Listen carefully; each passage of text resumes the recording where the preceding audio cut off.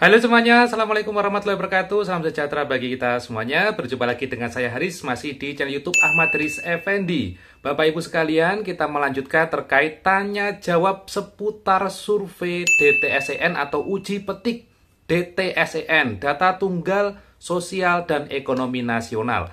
Kali ini banyak sekali pertanyaan dari sobat netizen yang menanyakan terkait rumah. Jadi rumah saat disurvei itu dilakukan foto Bapak Ibu ya. Baik foto di dalam rumah, foto di depan rumah, dan juga didukung oleh foto kartu keluarga. Berikutnya Bapak Ibu, setidaknya di sini ada 3 penanya yang menanyakan terkait rumah. Dan pertanyaannya bagaimana? Berikut info lengkapnya. Baik Bapak Ibu sekalian, jadi seperti yang tadi saya sampaikan pada awal video, pada kesempatan kali ini kita masih melanjutkan tanya jawab seputar DTSEN. Jadi banyak netizen yang bertanya di kolom komentar, sebagian sudah saya bantu jawab ya, sebagian saya jawab menggunakan video. Jadi pada video kali ini hari Minggu kebetulan ya, kita akan menjawab beberapa pertanyaan yang sudah saya ambil di kolom komentar. Langsung saja pertanyaan yang pertama Bapak Ibu dari akun Suyoto 339 ya. Assalamualaikum, waalaikumsalam. Gimana Kak kalau survei rumah masih numpang saudara? Nah, sebelum saya menjawab pertanyaan ini Bapak Ibu, ada baiknya di sini saya disclaimer terlebih dahulu atau saya perjelas terlebih dahulu bahwasanya terkait hasil survei ya, hasil surveinya bagaimana, nanti akan digunakan seperti apa, nanti itu ranahnya dari Pusdatin Bapak Ibu ya, atau Pusat Data dan Informasi dari Kementerian Sosial. Tugas kami di sini adalah untuk penggalian data, validasi dan verifikasi data yang sudah ditugaskan kepada kami. Jadi di sini kami memiliki tugas untuk melakukan survei sesuai dengan yang sudah diinput di dalam aplikasi kami masing-masing. Jadi tugas kami itu untuk survei saja. Ya mirip-mirip seperti petugas cek meter listrik ya Bapak Ibu. Biasanya kan ada petugas yang melakukan cek meter listrik ataupun cek meter air PDAM. Ya petugas itu hanya melakukan cross check datanya. Nanti akan muncul berapa iurannya ya dan sebagainya itu kan nanti ranahnya dari PDAM ataupun PLN gitu ya. Yang petugas hanya melakukan cross check validasi data, mengkonfirmasi ada berapa angkanya, begitu aja ya. Jadi seperti itu. Tapi Bapak Ibu, meskipun di sini kami hanya petugas lapangan, saya juga berupaya untuk memahami terkait survei kali ini dan juga saya juga baca-baca di artikel ya, baca di website resmi. Mungkin apa yang bisa kami sedikit pahami dan juga memberikan sedikit penjelasan kepada Anda terkait survei kali ini. Nanti kalau jawabannya bisa kami jawab, akan saya jawab. Tapi kalau nanti jawabannya itu bukan masuk ranah kami, ya nanti akan jadi PR.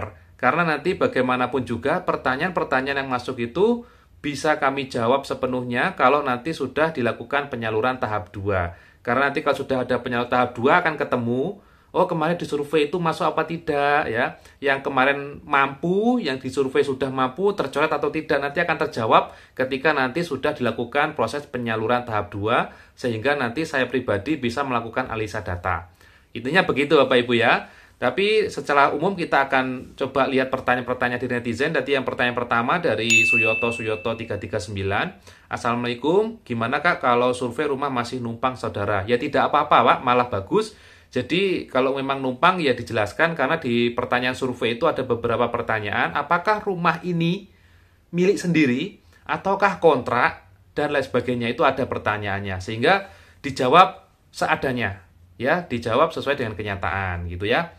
Berikutnya ada ini enggak tahu nih pertanyaan atau mungkin informasi ya. Jadi dari Surya Deki 6KO, sulit sekali namanya ya. Rumah tidak bisa buat jaminan. Memang betul, jadi pada survei kali ini yang ditekankan bukan rumah, ya, tapi banyak sekali pertanyaannya Bapak Ibu. Baik nanti pekerjaannya di mana, penghasilannya berapa, ya, anak sekolah di mana, bapaknya dulu atau suami istrinya dulu terakhir sekolah di mana, semua ditanyakan ya. Semua ditanyakan. Nanti yang akan memperingkat itu nanti adalah sistem. Bagaimana sistem bisa memperingkat? Ya itu urusan sistem ya, bukan urusan kami lagi ya. Intinya sudah ada teknisnya, sudah ada formatnya begitu aja, tinggal ngisi aja. Ini rumah milik siapa dan sebagainya, itu ada semua. Oke ya, jadi benar rumah tidak menjadi jaminan ya. Ini juga sama pertanyaannya dari yang tadi, yaitu dari Acih Kurniasih ya, T5T. Gimana kalau rumah saya ngontrak tapi saya asli orang kampung? Ya nggak apa-apa, disampaikan aja kalau rumahnya masih ngontrak, begitu ya, nggak masalah. Malah kalau seperti ini lebih detail bagus, karena nanti kalau Anda jawabnya rumah sendiri ya berarti Anda punya aset. Tapi kalau Anda ngontrak kan berarti Anda tidak punya aset, artinya masih belum punya rumah secara pribadi, begitu ya. Nah, ini juga ada pertanyaan terkait rumah juga. Ya, terkait rumah juga dari Adelca O1I. Waktu disurvei rumah saya udah bagus dan di keramik, tapi itu waktu dulu saya kerja di pabrik. Sekarang saya sudah nggak kerja lagi, sedangkan suami kerjanya serabutan. Itu gimana ya? Apa saya masih dapat bansos? Oh, berarti ini sebelumnya, mungkin saat ini posisinya dapat bansos ya. Jadi kemarin kena survei. Nah, ya sampaikan aja apa adanya, rumahnya bagaimana. Kalau ditanya oleh petugas, dijawab senyata-nyatanya ya.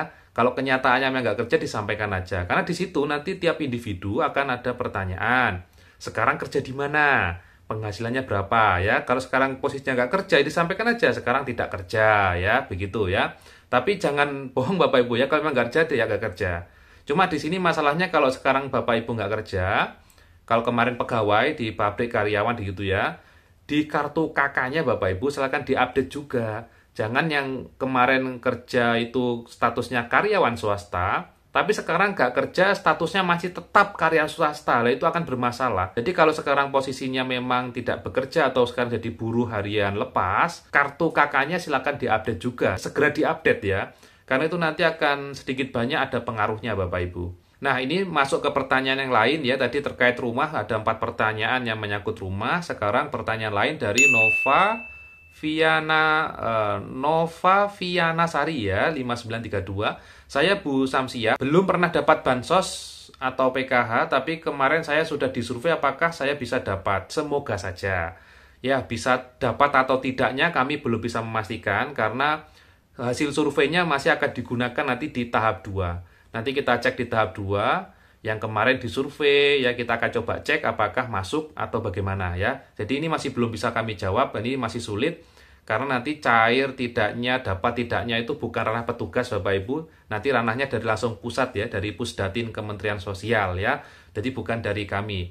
Tapi berdoa saja semoga bisa dapat, dan juga Bunda bisa berusaha juga untuk mendaftarkan diri Bunda ke desa atau kelurahan, karena saat ini untuk bisa mendapatkan bansos, salah satunya bisa mendaftar ke desa atau kelurahan atau dengan aplikasi Cek Bansos ya. Bagaimana caranya dengan aplikasi Cek Bansos bisa dilihat di YouTube, sudah banyak di sana cara untuk mendaftar bantuan dengan aplikasi Cek Bansos gitu ya. Berikutnya ini pertanyaan terakhir, Mas, kemarin ada KPMPK dan BPNT yang sudah disurvei dan mereka sebenarnya masih layak terima bansos. Tapi kena survei gara-gara kakaknya tercatat pekerjaannya karyawan, tapi sebenarnya pekerjaannya bukan karyawan. Apabila kakaknya diganti jenis pekerjaannya, apakah datanya bisa diaktifkan kembali dan bansos tidak akan tercoret? Ini gimana nih? Oh, jadi begini Bapak Ibu, terkait survei ini sebenarnya tidak karena pekerjaan karyawan, bukan. Jadi karena survei itu kemarin disampling datanya. Disampling, dipilih beberapa orang, karena nggak semua orang bansos disurvei. Ada juga yang tidak menerima bansos, tapi juga disurvei. Gitu ya. Jadi ini perlu dicek, bukan karena pekerjaan karyawan lalu disurvei, bukan. Tapi ini memang disampling. Ya kebetulan saja yang pekerjaan karyawan itu kena sampling, kena survei. Tapi saran saya di sini kalau pekerjaannya sekarang tidak lagi karyawan, segera diupdate ya, dirubah. Bisa di kantor kecamatan masing-masing untuk merubah. Apakah datanya bisa diaktifkan kembali dan bansos tidak akan tercoret? Maksudnya diaktifkan kembali itu gimana? Apa sekarang sudah tidak aktif lalu diaktifkan? Sebenarnya survei ini bukan untuk mencoret Bapak Ibu ya. Ini salah paham semua ini. Dikira disurvei tapi dicoret, itu bukan Bapak Ibu ya. Sebenarnya survei ini untuk meng-cross check itu masih miskin atau tidak. Kalau nanti memang sudah mampu atau sejahtera ya dilaporkan ke pusat. Entah nanti akan dieksekusi atau gimana itu terserah pusat gitulah Bapak Ibu ya. Jadi kalau memang kondisi ekonominya masih sangat-sangat membutuhkan, masuk kriteria kemiskinan, tidak punya apa-apa di rumah, bahkan sepeda motor nggak punya, kulkas saja nggak punya, justru bagus itu sampaikan Bapak Ibu ya, sampaikan. Tapi kalau terkait pekerjaannya karyawan swasta di KK, kalau tidak sesuai ya segera diupdate ya, segera diupdate karena itu nanti pengaruhnya tidak sekarang biasanya, tapi pengaruh jangka panjang. Baik, mungkin itu pertanyaan-pertanyaan dari Sobat Netizen. Pada kesempatan kali ini sudah saya jawab. Mohon maaf kalau videonya cukup panjang. Kalau ada info lebih lanjut, insya Allah akan kami sampaikan juga di channel YouTube agar bisa diketahui oleh banyak orang dan juga bisa menambah wawasan terkait bansos. Itu dulu yang bisa saya sampaikan. Mohon maaf, kita ketemu lagi dan wassalamualaikum warahmatullahi wabarakatuh.